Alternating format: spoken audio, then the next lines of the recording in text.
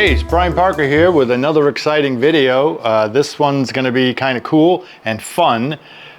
Today we're going to be asking, what would you do? And as I said in the last video about being in jeopardy, you're not in jeopardy till someone serves you the lawsuit. So you can go to the court, look at the lawsuit, rub it all over you, give it back to the clerk and take it back in, take it home with you. You are not served until the plaintiff serves you in person or by mail, and each state has its own days you have to answer that lawsuit. As I said, it's all about being in jeopardy. Service equals jeopardy. I want to give you a riddle before we get started. At the end of this video, I'm going to have another video, not an advertising or anything like that. It's kind of cute, not a cat over a piano, but sort of something like that. So at the end of the video, you're going to be asked right now for a riddle. A riddle is, how does an unwanted visitor show up at your house? That's what we all worry about with service of process. How does an unwanted visitor, one, show up at your house and leave as two? How does one unwanted visitor show at your house and leave as two? You'll see this at the end of this video. Okay, so now for another kind of visit. Check this video out. Shazam. Hello? Hello? Hi, I'm here looking for a Yalen people. What I is have this? paperwork for. Okay, you can just It's leave just it some there. paperwork. I have to personal serve this, so I have to give it to the person I'm looking for. I can't leave it on the porch, sadly. I'm not available to come out right now, though. Okay. You have a good one. Thank you. So that is a American Express process server serving a client of mine, and she's communicated with the process server saying, I'm not here. She's talking to her Ring app, leave the paperwork. He doesn't do that. So when parties communicate, parties being the plaintiff, the defendant, and also the court, it is through proof of service. So when you are in a case, you have to communicate with the court through a proof of service, detailing what you did, to whom, and what you included in that service. It doesn't necessarily have to be a service of process. I can file some request to admits on the plaintiff. I send a proof of service to the court that happened. That'll tell the court what's going on. It'll also save you down the road. They go, we didn't get these. Oh yeah, well here's my proof of service. It's proof of service. In this case, here's the proof of service that Amex's process server served. Shazam. Take a gander, take a read of that. So you can read that. Now here's a picture of my client with her permission. Shazam. So let's emphasize what the description says. Here's the description, just the description. Shazam. And that says, my client is an individual who is brown-haired American Indian female, 25 to 35 years old, 5 foot to 5'4", I think that's tall, and weighing 180 to 200 pounds.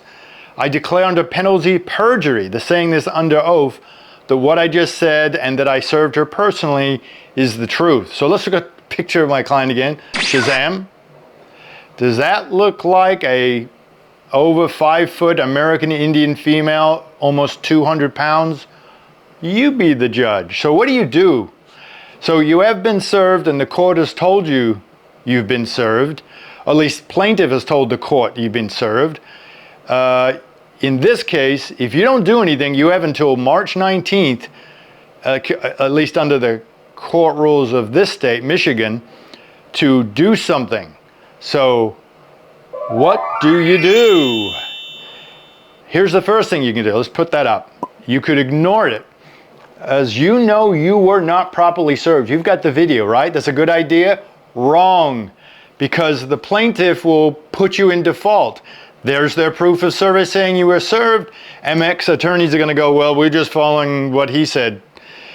And the courts in some states automatically default you without the prompting of the plaintiff attorney, the Amex attorney sometimes, just they want to get things off their docket that they don't want anything languishing. So you could ignore this and you could get defaulted. So that's probably not a good idea.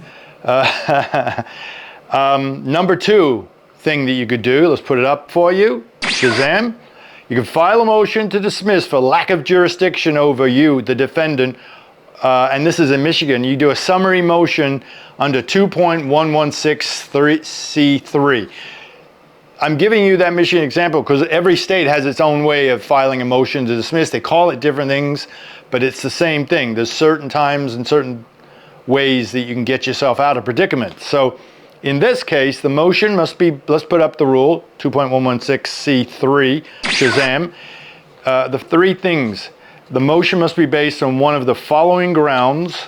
The court lacks jurisdiction over the person or property. If you haven't been served, the court lacks jurisdiction over your person or property. The process issued in the action was insufficient, so maybe they didn't notify you properly. And we've done videos on summonses. They didn't notify you properly of what you're being sued with and why. Number three, the service of process was insufficient. And that's the case here with my client. So this is a motion under law, most states. You file it right away before the answer, and pending the outcome of that motion, you don't have to file an answer. I like to go all in. So, because I don't want to sit there and wait months for a court to make a decision. And what, you know, I just want to, my point in doing most of anything is to get this into the attorney on the other side, who I usually know after all these years, and they'll go, ugh, and you want that ugh factor sooner than later. You give them a motion, and they know this thing's not going to be heard for sometimes 3 or 4 months, it's going to languish. So an answer, an affirmative, and you're really, now the court gets your answer, and starts the clock ticking, and now there's a pretrial. Now the court, way before a motion to dismiss is heard. So that's where I go. Just as a note, let's put this up. Here is Michigan's rule on choice and timing of a motion versus an answer. Shazam. Time to raise defense and objections. The grounds listed in sub-rule C, that's that first three, must be raised as follows. 1, 2, and 3 must be raised in the party's first motion under this rule or in a party's responsive pleading. And that's generally how courts go. So you either have to bring that motion right away or place it into your responsive pleading, which is what I do, number 3. Otherwise, you snooze, you lose. So you got to bring it or you lose it. There's a term of art that I incorporate into all my actions when I'm complaining about proof of service or something that's being done wrong at the beginning. I answer the lawsuit with these words, and I am answering out of an abundance of caution. Your defense in the answer starts with a counter affidavit that says, I was not served, here's the proof, this is BS, but I'm answering out of abundance of caution because I want to avoid a default. As I said, if you don't answer, but if you answer, you've got to lay it down on the record, as I said, either with your party's responsive pleading or your motion, so you keep that option of kicking the whole thing because it was improperly served. Attached to this part of the video at killdebt.com will be my template counter affidavit, what I did about that video service, my template answer, is filed out of abundance of caution, you can see it, and a court letter. I have a letter for you telling the court, here's what I did, here's why they didn't properly serve me. So if you ignore it, if you choose the number 1 option, I'm just going to ignore it. I know I didn't do this, this is not mine, I wasn't properly served, you'll get defaulted on it. And I had a client that didn't know he was personally served. And so if you get defaulted on something you know you weren't served on, ready? What do? I had a client that was sued for $35,000 on a SLS, or a Student Loan Solutions debt. They buy up a lot of old Bank of America debt. Usually it's from 216 to 217. I do a lot of that in Florida. Here's the proof of service that my client was served in that case for $35,000. Shazam.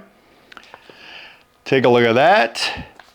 So my client's described as a 60-year-old man, Caucasian, 5'7", balding and glasses, and weighed 240 pounds. First of all, he didn't live at that address.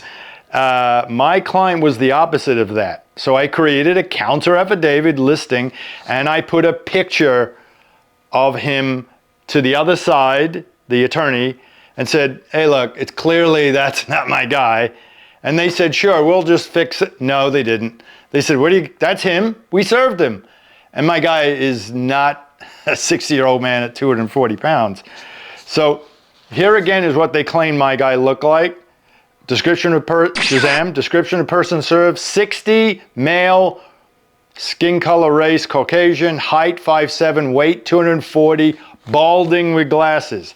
Here is the truth of what my client looks like, Shazam. And what I did is I just laid it out in an affidavit. I said, served on May 29th is what they're claiming. My client wrote, I changed my address to my current address back in February of 2023. Description of the person served, age 60, I am 33. Race, skin color, Caucasian, wrong again. I am Cuban American with non-Caucasian skin color. Height 5'7", I'm 5'9", weight 240 pounds. I am thin and weigh maybe 170. Hair, balding. I have a full head of long hair that is easily long enough for a ponytail. Glasses.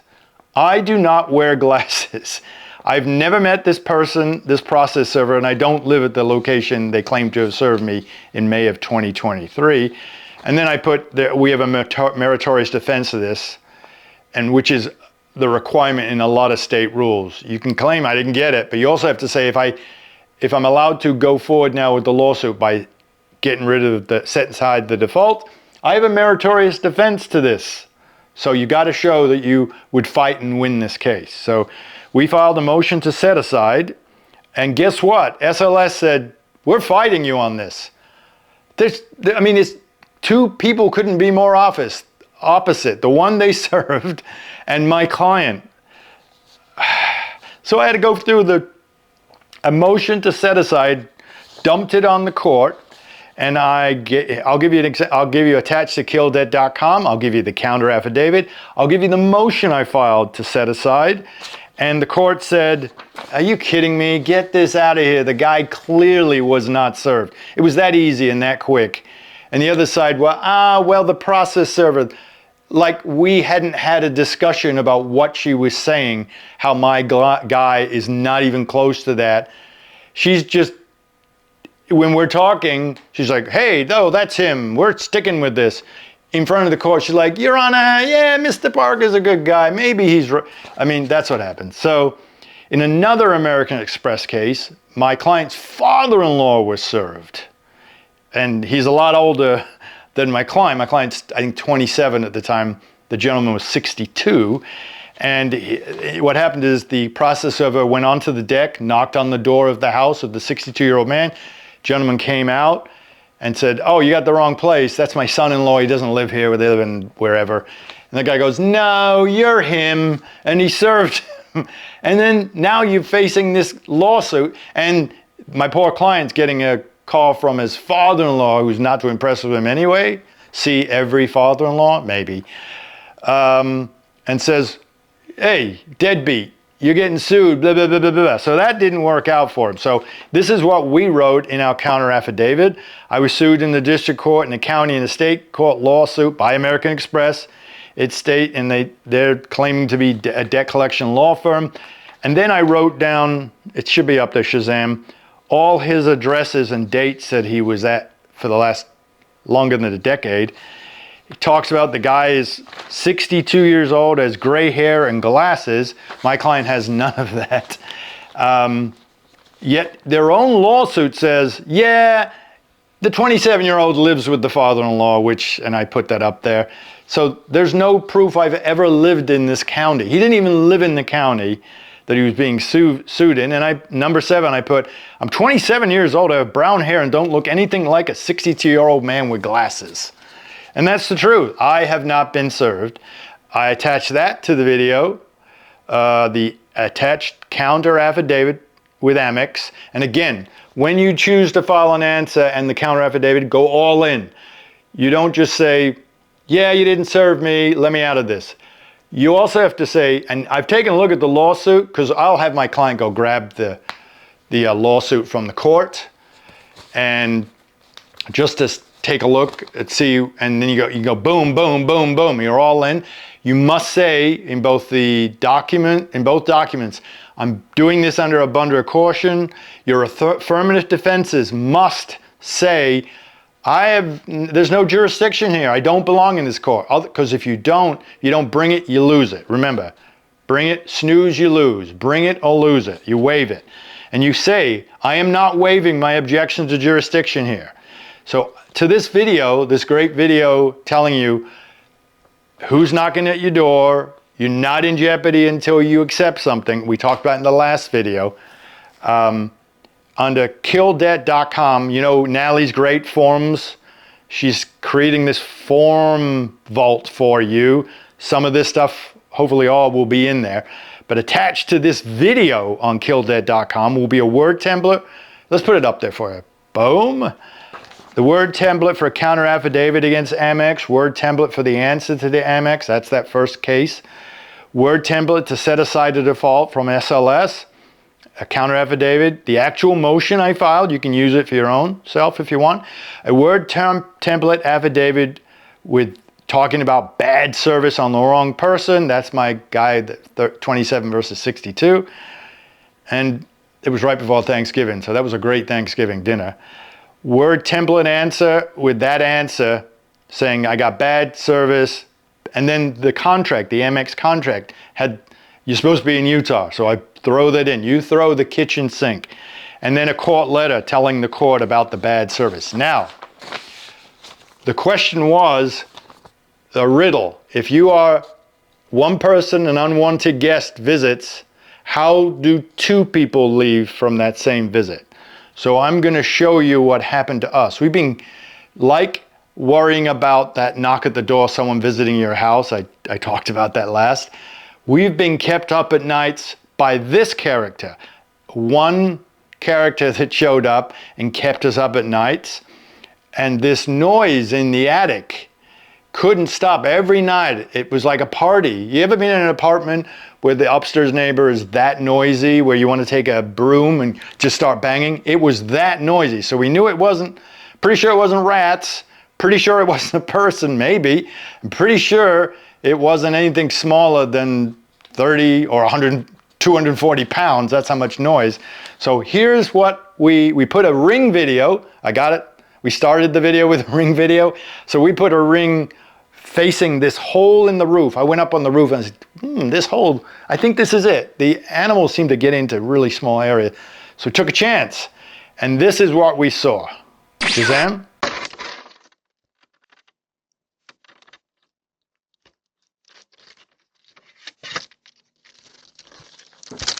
So that's how one unwanted visitor can show and how two visitors are produced. And if you could see, if it isn't obvious, that's a big raccoon with a baby in its mouth. And we have not heard from the raccoon since, and we've been getting decent sleep. So hope you liked the video. Like, love, subscribe, and be good to yourself, and use my techniques if you're in a situation where an unwanted visitor is knocking at your door, or they claim they were and didn't. You can fight back. Thank you very much. Bye-bye.